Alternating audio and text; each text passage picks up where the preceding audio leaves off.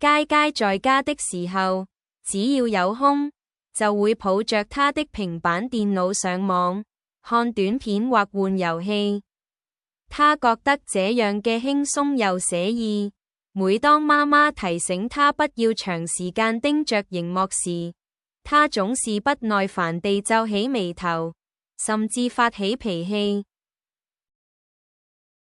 然而，到了晚上臨睡前，他常常發現自己一整天都沒做過有意義的事，心裏便湧上一股焦慮。一次，他在夜晚練琴時緊張得哭了起來，哽咽着對媽媽說，他很擔心自己的將來。其實，他心裏明白，成天對着平板電腦嘅無助於未來，也帶不來真正的快樂。容易做的事，例如看短片、打遊戲、吃零食，只能帶來短暫的刺激，過後卻什麼快樂也留不下。真正的喜悅與滿足，往往要經歷努力與堅持才能獲得。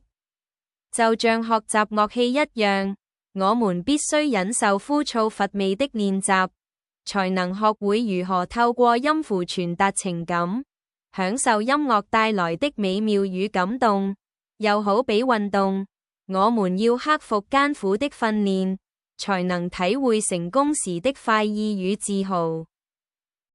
以學習溜冰為例，初學者在冰上連站穩都困難，經歷過無數次跌倒與挫折後，才能自在地在冰面上滑行，感受掠過臉龐的清風，體驗溜冰帶來的自由與暢快。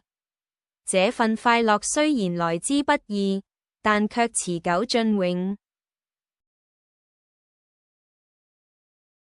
克服短暫刺激的誘惑，為自己築起真正的快樂泉源，是我們一生都要修煉的課題。